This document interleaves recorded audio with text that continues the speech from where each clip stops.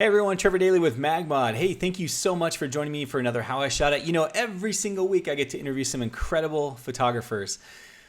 Unfortunately, this week it's just me.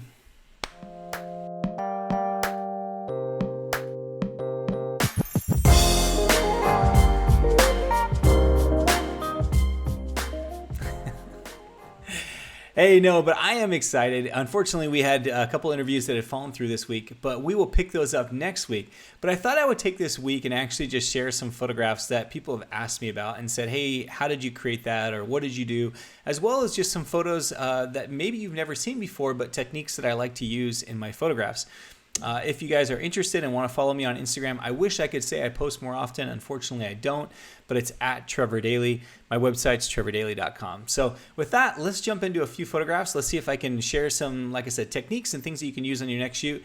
And you guys, none of this is difficult. This is all stuff that any of you MagMod users could do. It's very simple flash techniques. And like I said, hopefully this is useful. So this first one that I want to share is actually a technique that I love doing to warm things up. Now, it sounds counterintuitive because when you warm something up, typically you're going to use a warm gel, right? Like a CTO, half, quarter, full, along those lines. But what I like to do is I actually like to warm it way up in camera. So I'll take my camera Kelvin temperature to about 10,000 Kelvin. So warm it way, way up. And then when I do that, then I will put a blue gel. So let me just kind of paraphrase this by saying, when I warm it up in camera like that, the couple is going to look very warm as well. They're gold orange, right? And so in order to make them not look so much like that, I'll actually use a half or a full CTB. In this situation, I actually warmed it up so much that I was using a full CTB on the couple. But what I do then is I sometimes will even take it in the Lightroom and I'll warm it up even further in Lightroom. Sometimes I've even at times taken a 25,000 or 50,000 Kelvin as far as that Lightroom slider will take it. But what I'm doing here is I'm basically trying to warm up that background. It was actually near a golf course. It was kind of green. The sky was not that exciting. The sun was setting kind of in the distance, but I really want to make it look super, super warm. So I put that blue gel on them with a MagSphere, had it pointed right towards them on the left-hand side of the camera, and was able to warm it way up so it looks almost like a chocolate chip warm cookie. I guess is my best explanation for it. So that's one technique I love doing. Now on that same shoot, a little bit later, I actually had the couple, we were close to a cement wall. I had them reach out, hold hands. I got this actually from, I believe it was Dan O'Day who shared this for the first time. It's basically, it was an idea of I use the Mag Bounce on a flash, and I'll put it down on the ground, and I'll essentially I call it my light bomb. Some of you have seen my talk that I did at WPPI. I call it the light bomb because I'm basically just sending light everywhere. I'm making it very strong. It's bouncing off the wall. It's creating this cement wall, or turning a cement wall into a bright white wall. So again, I use the Mag Bounce on my flash for something like this. I usually turn up half power, full power. And then I will position the couple in front of the wall, I don't know, maybe 4 feet or so. And typically that light will kind of wrap around over the top and light up their hands as well. This especially looks really cool in black and white. It's a kind of a fun image to share. And it's actually really fun to even just show the couple right afterwards, because they're like, wait, how did you make that cement wall so white? So kind of fun. This next shot I want to share with you is actually from a photo shoot just a couple months ago. I did this when I was in Malta, and I went with an amazing couple, Tiffany and Rylan. They are actually MagMod users and ambassadors. They're incredible photographers. As we're on this beautiful cliff watching the sunset on the west coast of Malta, we started shooting some photos. I actually took out the Mag Box at this point, and I used it to kind of light them up. We were using the soft fabric diffuser to kind of let that light hit the rocks and on the ground down there. And basically putting that sun was kind of setting behind them and kind of a little bit to the camera right. But you can see the light coming through those clouds a bit. I love when I shoot stuff like this, I try to get to the point where we don't have the horizon crossing through their necks or their body. I'm definitely not perfect on it. I've made mistakes numerous times, but I love to be able to show that water as well. And so you can see the ocean behind them, the little bit of cliff, as well as the clouds. Kind of in these situations, I will say the one technique that I would encourage most people to try is when you put a flash, whether it be in a softbox or any of the modifiers for that matter, is try to get away from shooting on automatic. Don't use ETTL or TTTL, or excuse me, TTL in the Nikon. I don't even know what Sony calls theirs, but try not to use the automatic flash power. Use manual flash power. And when I do that, I typically start very, very low, where when I shoot it, I can almost not even tell if the flash fired or not on the couple. And then I'll just slowly increase the flash power until I get to a point where I feel like I have a good balance between ambient, okay, the light behind them, as well as the flash on them. When I can, I try to make it look as balanced as possible. Now, that's not every shot. Sometimes I want it to be more dramatic lighting. But in this situation, I was trying to go for a little bit more balance. Obviously, you can tell flash was used, but I want the mind to kind of look at that and say, it was a flash used? Was this natural light? Was this sunlight? And that's what I'm going for oftentimes. So my one tip there is just basically start it at low flash powers and just slowly increase it. All right, so this next shot was also with the MagBox. This one is actually of my daughter, Caitlin. Now, Caitlin, we are shooting her senior photos, and likewise, just as I explained a second ago, I didn't want to blow out the background, but I also didn't want to make it super dramatic. And so what I did is I took my shutter speed down a bit in order to essentially bring that background out.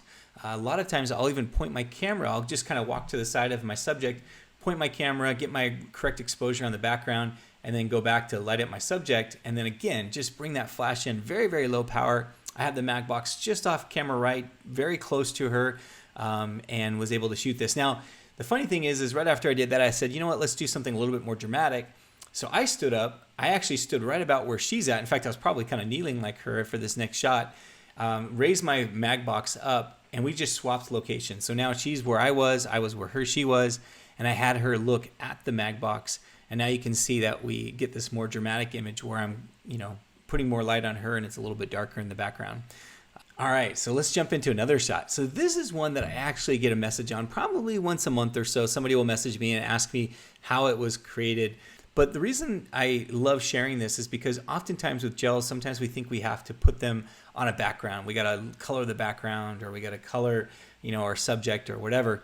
And I think oftentimes we forget that you can actually just use them as almost like flares in your images. Now, in order to make this work, you got to put them right on the edges, right on the side of your frame, just outside, just barely. And here's the thing, oftentimes if I want more kind of light and more flare, then I'll just use the MagGel by itself. But if I want just a kind of like as you can see, these strips of light kind of flying there, then when I want that, then what I'm going for is I'll put the MagGrid on top of the MagGel holder and put the gel holder inside there. And by doing that, it gives me kind of a little bit more control.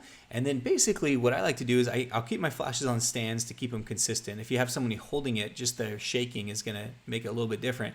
But I'll put my flashes on stands, and then sometimes I'll just tilt them just a little bit in so I can just see just the barely the flash coming through those grids. You have to play with it a little bit. You do have to kind of move around. Oftentimes when I shoot something like this, I'll be kind of shooting and moving as I'm doing it.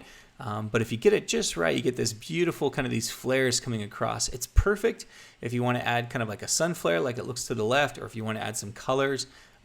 Awesome for senior images. Now, what was lighting her up in front was just natural light. We were actually under kind of an awning, and the light was coming in from behind me. The directional light was coming in from behind me, and I was just using those gels to kind of enhance the scene. Behind her is actually light coming through some cracks of wood. So hopefully that helps explain that a little bit more. Definitely go give it a shot. Go out there and try it. And like I said, when you're shooting, kind of move around a little bit and just get that right on the edge of your frame. You almost don't want to see the flash, but surprisingly you'll see just a sliver of it oftentimes in your picture. All right, let's jump on to some other photos. So this one right here, I know you guys have seen this. If you looked for the campaign of the MagBox, this was one of the first images I ever created with the MagBox and the focus diffuser. Now, the reason I want to share this image is because I think there's something important that sometimes goes missed. And that's when I'm shooting like in a studio and I'm using the MagBox, oftentimes I will use the focus diffuser. And the reason is because it gives me such a good control of light, about a 40-degree control of nice, large, soft light, that I can put it in close to my subject, but I'm not going to get this spill on my background. So, for those who've ever shot in a studio, sometimes you don't have a whole lot of space. You might only have maybe 3 or 4 feet of your subject from the background at max. And so the last thing you want is that light from your softbox spilling into the background. because then you can't do things like I did here, which is I put a gel on it's to the right of the camera, so it's his left, and you can see that red gel is lighting is lighting up his skin. It's also putting some red on the background. But then, like I said, I'm using the mag box with the focus diffuser to light him up, and that's just right over the top of me, camera left, just a tiny bit. Had I used any kind of other soft fabric diffuser or normal softbox that, I say normal, the softboxes we had before the mag box, then what would have happened is that light would have spilled over into the background, and it basically would have canceled out my red gel. So if you've ever tried to create photographs and you want a gel to be lighting up a background behind your subject, then you got to make sure that your main light doesn't spill into wherever that gel is lighting up. Otherwise, it's going to essentially cancel out that color. So just something to keep in mind. That's why I love using the mag box with the focus diffuser, especially in a setting like this where I want to make sure that light doesn't spill over. It's, to me, I've noticed it gets a little bit more specularity, which is kind of that shininess on the skin. Obviously, in this situation, he's going to be sweaty, so it's going to even show any more. But so if I'm looking for kind of the softest, least specular light, I'm going to use the soft fabric diffuser. But in a situation where I really want to control it, then I'm definitely going to use the focus diffuser. It kind of almost reminds me of a beauty dish light more than anything else. So, all right, so next image, and I had a light about just outside camera frame, and I mean 3, maybe 4 feet from Q. I was using 2 AD200s. They were at full power. But here's the cool thing, guys. They were in the mag box with the focus diffuser. The cool thing is that it was shot at 1 o'clock in the afternoon. If you look really close behind him, there's a little rock back here. And that little rock, you can kind of see the light hitting the top of it and the shadows going down. Literally, the sun was directly overhead.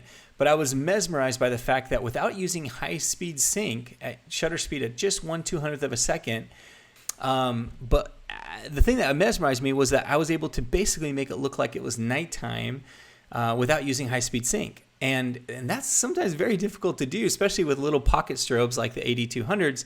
Granted, those are about 3-4 times more stronger than the regular flashes that we're so used to, the little speed lights. But it was pretty amazing. And being able to use the mag ring and put 2 flashes side by side was awesome. So I just want to share this because I think it allows us all to give more opportunity to create some really cool images that maybe we weren't able to do otherwise without taking out some big, studios type strobes on a wedding day. The way I think about this is if I ever have a shoot where, let's say the couple's like, they got to check out early to get back to the dinner or the grand entrance, and it still hasn't even been sunset yet, I can still create some really cool dramatic lit photographs even before sunset is. So just something to think about. Even before sunset. Does that even make sense? Even before sunset has arrived? I don't know.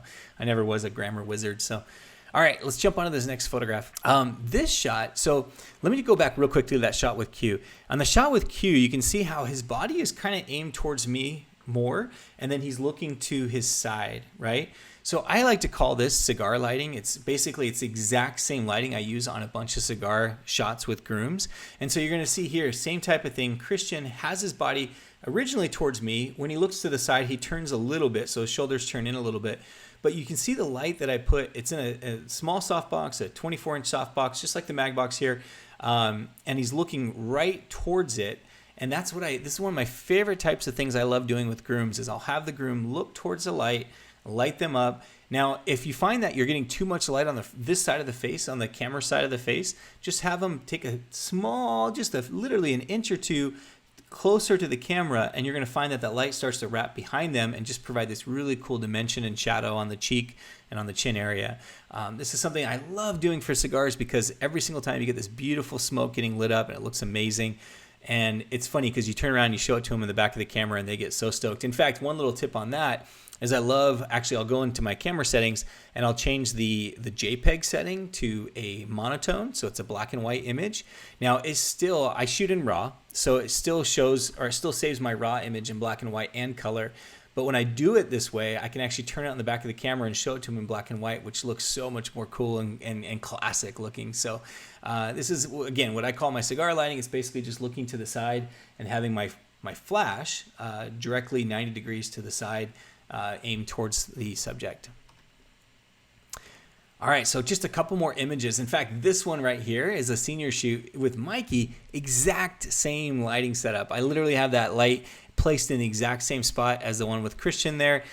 Likewise, we got the mag box lighting up Mikey, and again, he's even a little bit closer to the camera, so that light is really wrapping behind him more than anything else. In fact, if I were to go and shoot this on the other side of him, you would see a lot of that light would be on his face. So it's kind of, imagine for a second that light is to the side. In fact, you know what? I got a whiteboard right here.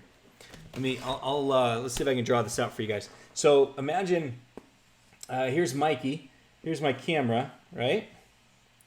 And here's my light. Okay. So now here's the thing: if we want more light to be, if we want more kind of the darkness and dimension on the front of his face, then all we need to do is we just need to move Mikey up just a tad.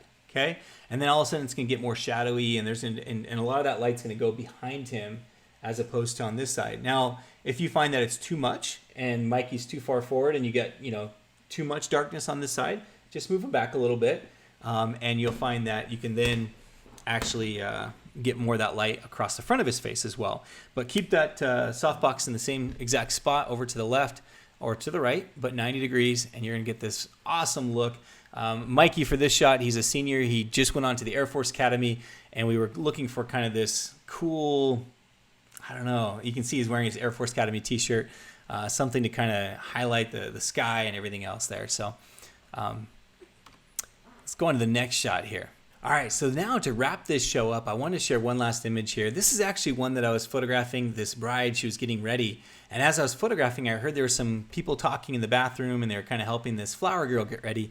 I noticed there was a mirror leaning up against the bed, and I thought, oh, I could get this really cool reflection. But as I tried to shoot it, what was happening was they were kind of dark, and they were kind of yellow, and they were lit in this little bathroom with this tungsten light. It wasn't really looking that great. And so what I did was I actually went over there and I grabbed my flash, threw a MagSphere on there, and I actually just laid it kind of on a bench over there in the bathroom. I didn't even set up a light stand or anything. And I had it pointed towards her at a very, very low power. I want to say maybe 1/128th, 1/64th, somewhere along those lines. Went back, found my position in the reflection. So now my back is to the bathroom where the flower girl's getting ready.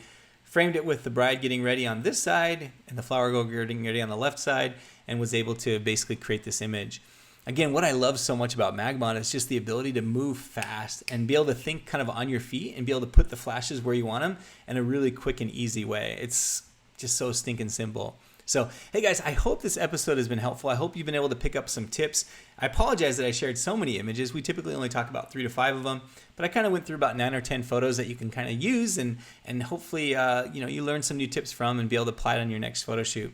I certainly love doing these How I Shot It's every single week. I look forward to next week featuring some incredible photographers again. Subscribe to the YouTube channel and hit the little bell notification. That way you can get notified when we put these episodes out.